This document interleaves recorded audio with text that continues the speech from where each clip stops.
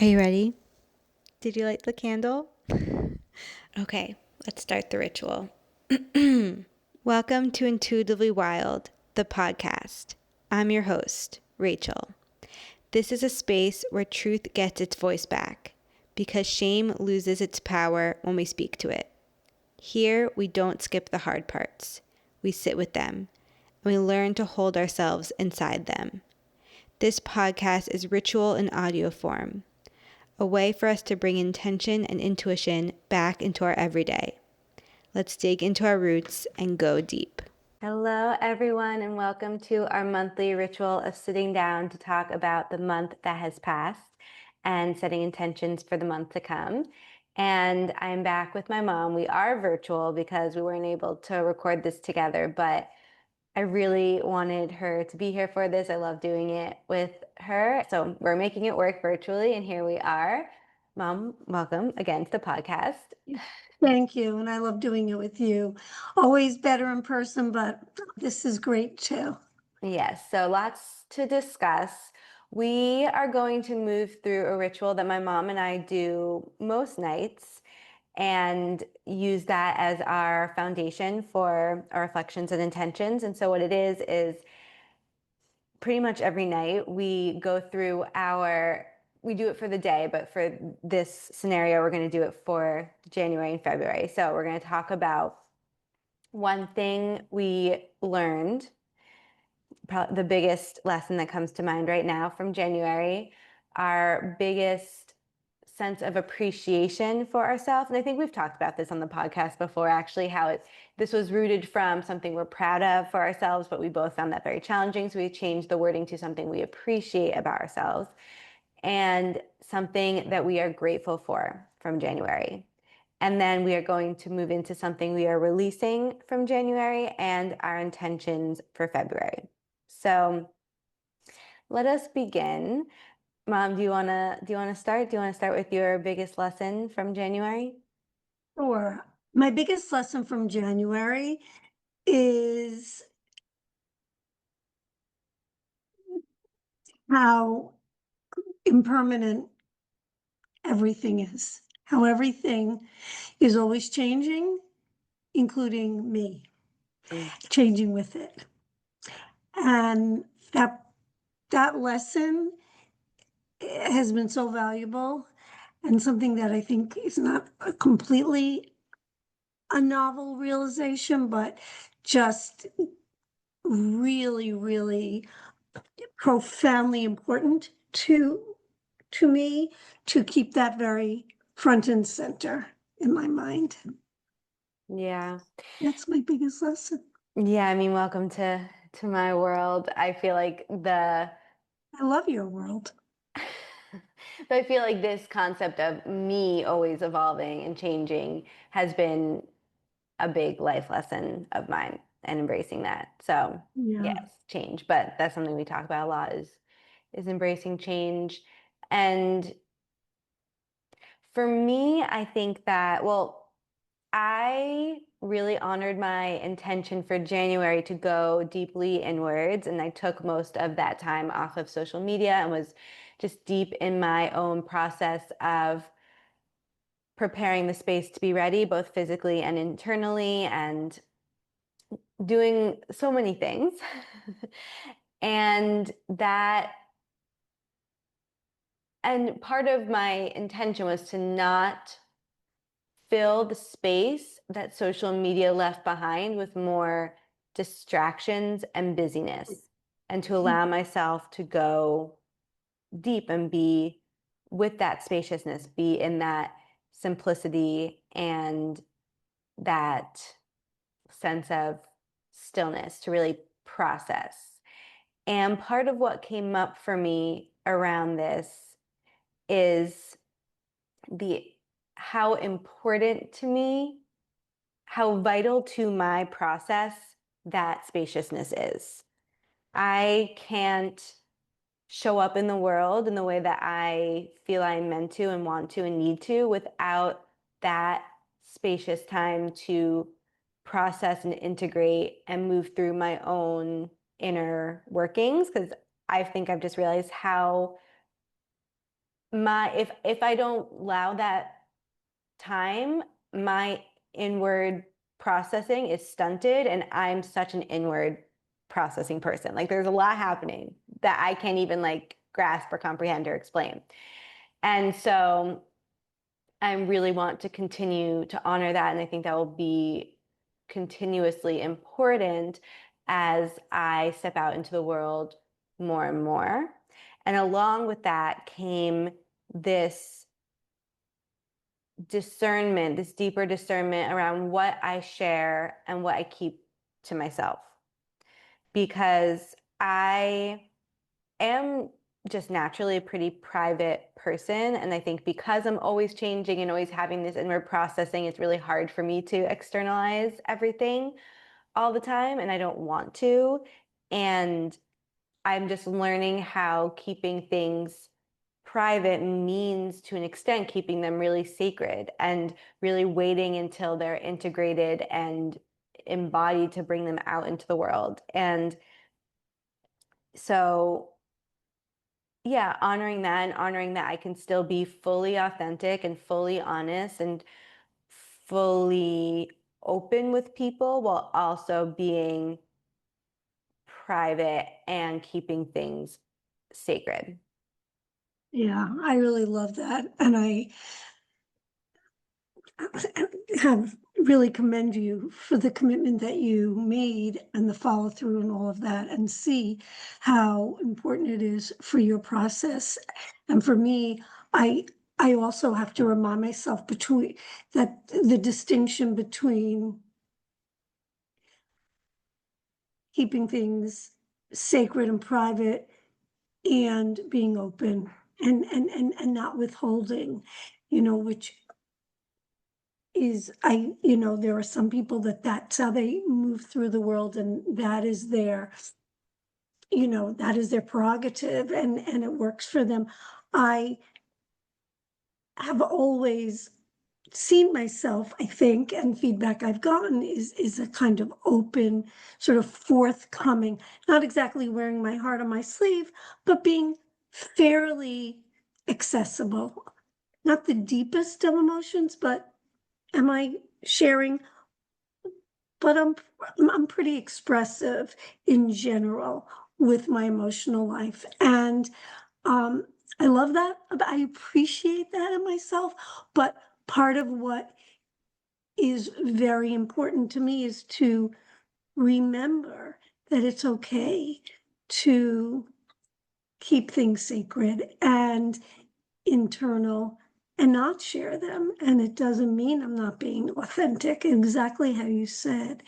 It's interesting. Another time, also, perhaps for another conversation, I'd love to explore that and how that sh- shows up in work, such as ours, where we are both in fields that ask people to trust us with their emotional life, and how we do that to be most helpful and available to them, but also not be robotic. We want to be objective so that we can listen empathically to them, to understand them and not put ourselves in their story. And at the same time, allow for our humanity to show through. And that's a very, sort of delicate and nuanced and kind of sophisticated aspect of our work. Yeah, yeah. And I think for a long time, I went to an extreme of being very private and really keeping people in arm's distance, keeping out my boundaries, keeping myself to myself. And now I don't think I ever went to the opposite end of the spectrum, but I do think that there are moments where I look back and I don't have any regrets or anything I shared like out of integrity or intention, but I do see myself walking a bit differently now and just really being just distilling down more how I want to show up and share. And I think that something I was talking to you that I'm learning a lot about is when I'm working with others, there's this process of kind of like emptying out and not disconnecting from myself or my humanity, but really coming to a more clear place and an open heart and an empty mind.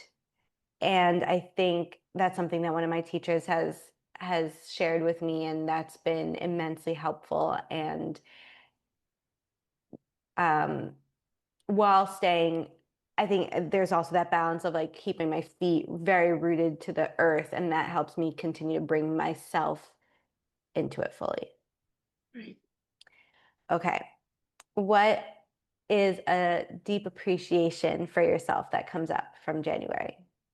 Well, related to the lessons learned about change is, I've been walking in this earth a little bit longer than you. And so sometimes, and I've always been committed to evolving and growing and improving. And, it's easy sometimes for me to feel like, I've some good, this is good. And it is. And the core essence of who I am is been crystallized for a very long time. And I love it and cherish it. And that I'm not changing.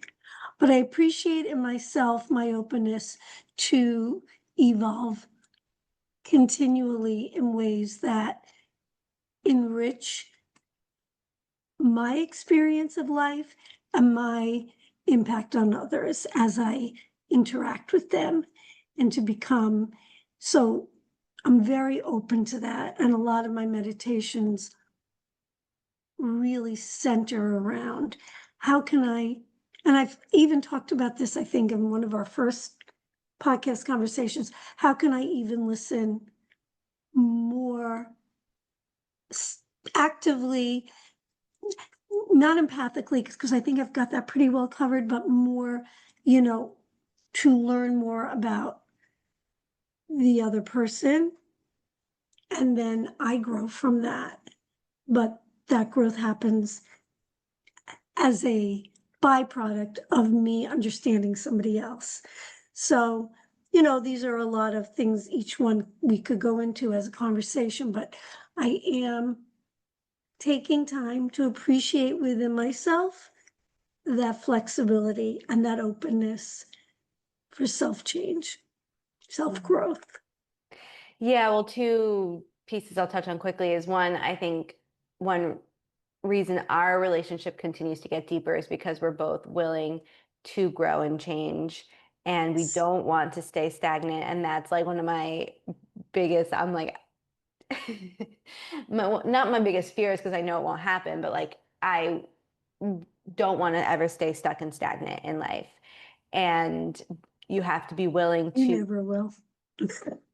because you have to be willing to go there with yourself and with Right, others and be uncomfortable right. and be look at yourself really deeply and see what, Mm, maybe what's coming up for you when you're judging other people is within you, and being able to look at that. But another thing I right. wanted to say is that after spending a lot of time together over the holidays, which was so wonderful and magical, and not just us, but with other family members, we had this conversation around really um, the importance of listening to learn and not listening to respond or be right, or not coming in already being steadfast in what you're trying to say because you don't know what the Right. other person is going to say. So you have to That's listen right. to, you have to wait. So I think that's something really important for all, especially in the how our world is today. Like, are you Yes. actually listening with an empty mind versus Right. And with already, humility. I yeah. love I love the empty mind thing because it means that you're letting go of agendas and preconceived notions and perceptions and judgments. I love that image even in humility. Yeah. I think that that is absolutely required because it is very humbling when you allow yourself to go into that space of opening with the empty mind and you learn about somebody else and you're surprised. And you realize, okay, it is very natural to have some preconceived notions and you try consciously to put them aside. Then, when you can do that and you can listen to learn, and what you're learning kind of challenges those preconceived notions, it's illuminating and growth giving and very humbling. Yeah. And if I were to segue, well, I'm gonna hold that Hold when that. Let me you go ask into me what I'm my, grateful for. yeah, we'll come back to you.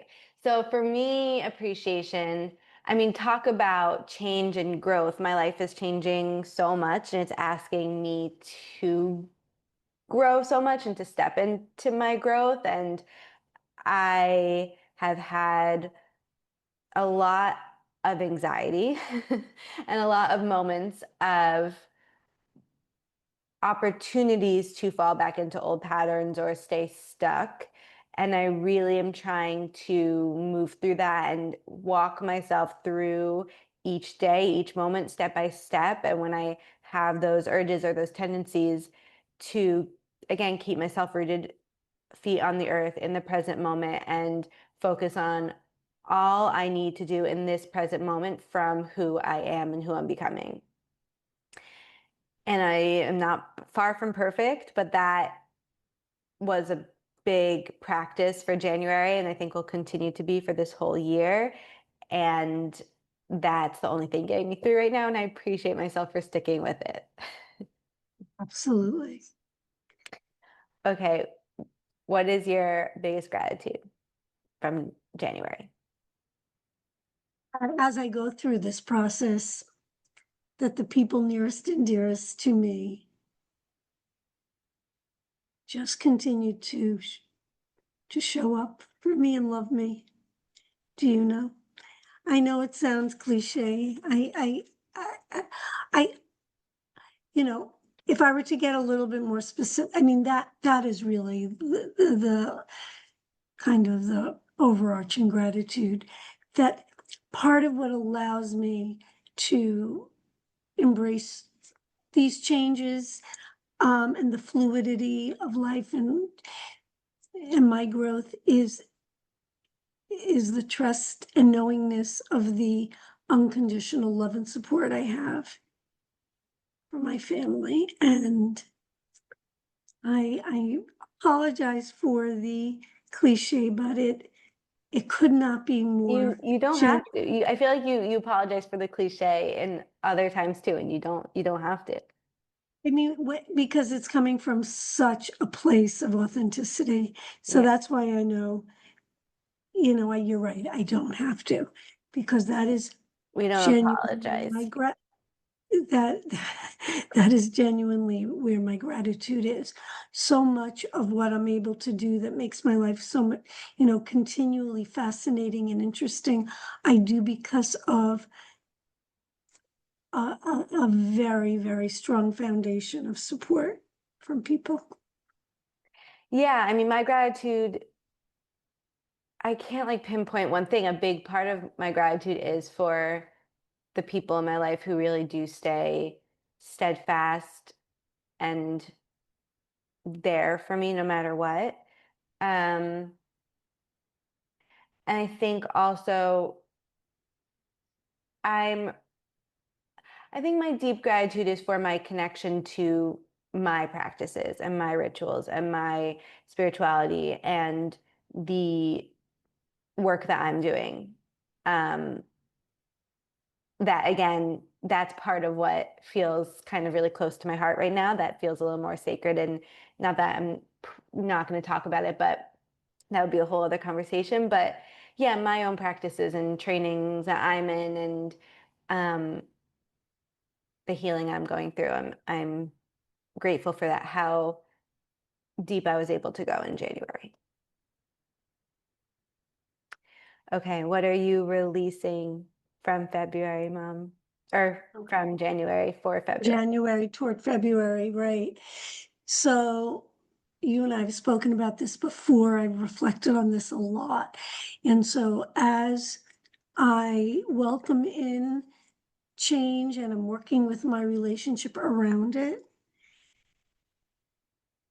I am releasing the fear I have of it, because simultaneously embracing its magic and gifts is a resistance at times, a fear of, um, you know, what may come with it that I'm prepared for.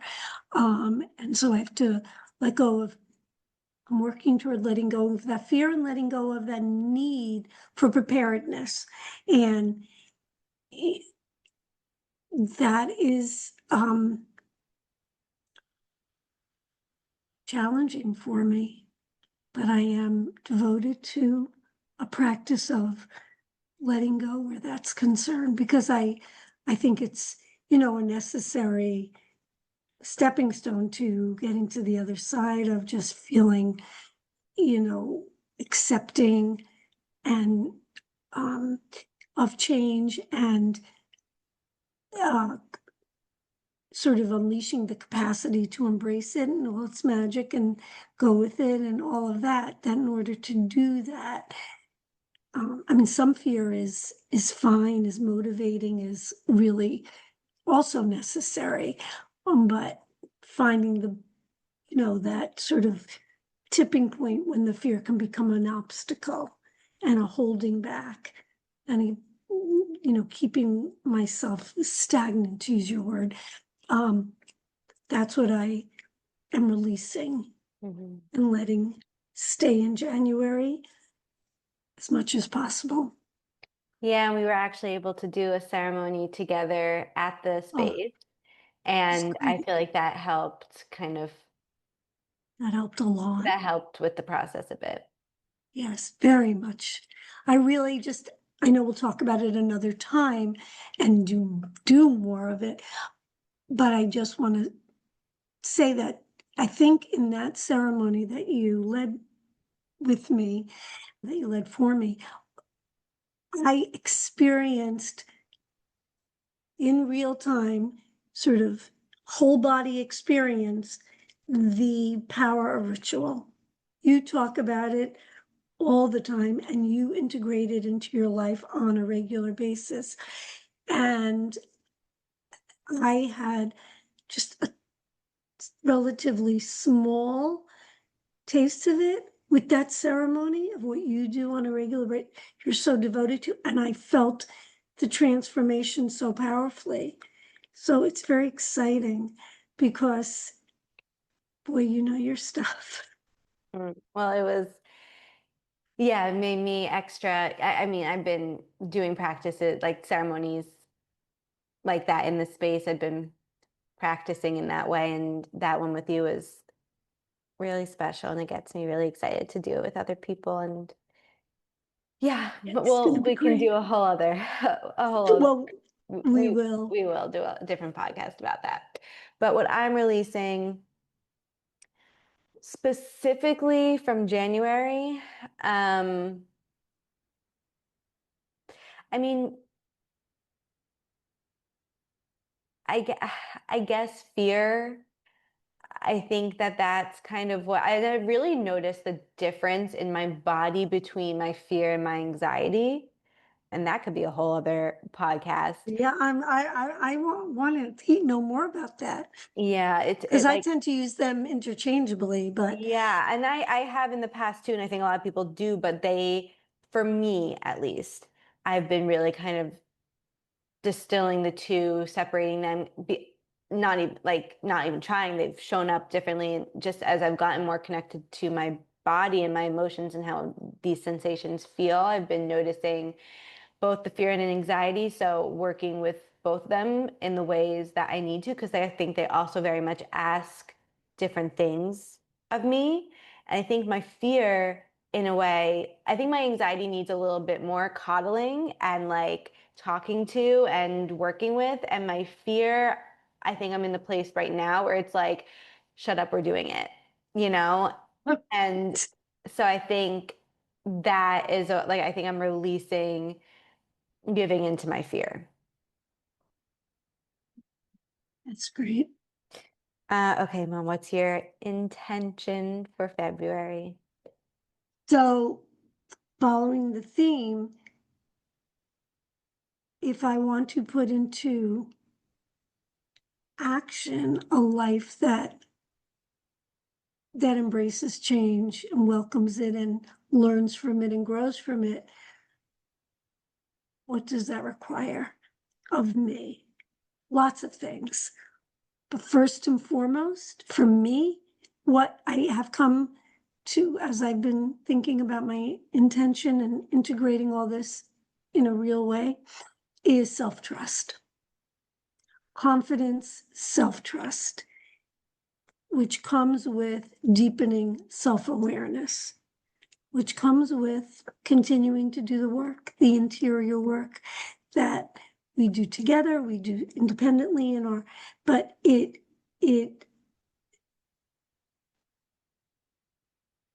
my intention for February is to really cultivate and deepen and strengthen trust in myself and my intuition.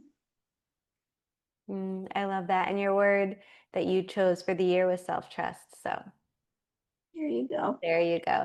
I mean, and that's gonna kind of loop around for me as well. But my intention for February, as we enter February, we are moving from the winter solstice portal to Imbolc.